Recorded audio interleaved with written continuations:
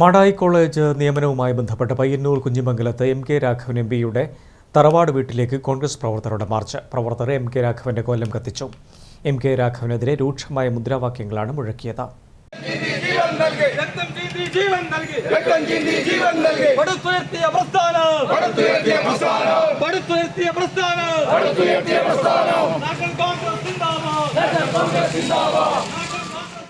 MK Raghavan MP ചെയർമാനായ Payyanur cooperative സൊസൈറ്റിയുടെ കീഴിലുള്ള മാടായി കോളേജിലെ നിയമന വിവാദത്തിലാണ് കുഞ്ഞിമംഗലത്ത് പ്രതിഷേധ പ്രകടനം നടന്നത്.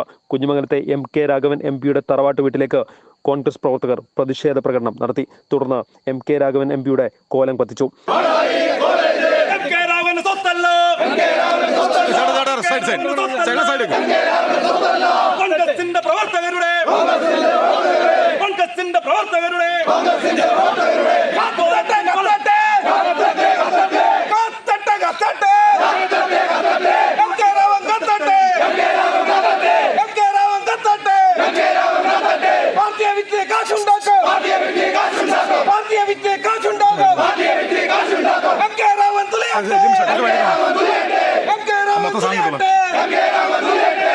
MK രാഘവൻ MPക്കെതിരെ രൂക്ഷമായ മുദ്രാവാക്യങ്ങളാണ് പ്രകടനത്തിൽ ഉയർന്നത്.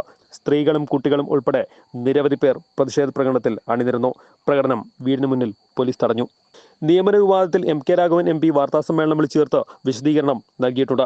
ഇതിലൊന്നും തൃപ്തരാകാതെയാണ് പ്രവർത്തകർ പ്രതിഷേധ പരിപാടി സംഘടിപ്പിച്ചത്.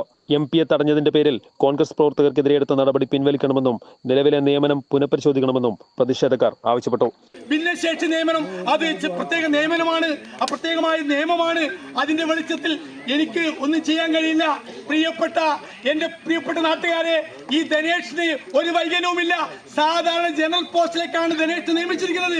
എന്നാൽ വാർത്താ മാധ്യമങ്ങളെ എല്ലാവരെയും കണ്ണിൽ പൊടിയിട്ടുകൊണ്ട് ഭിന്നശേഷി നിയമനമാണ് എന്ന് പറഞ്ഞുകൊണ്ട് വല്ലാതെ ഏറ്റവും തരംതാണ രീതിയിൽ സംസാരിച്ചുകൊണ്ടാണ് അദ്ദേഹം ഇന്ന് അഭിമുഖത്തിൽ പറഞ്ഞത്.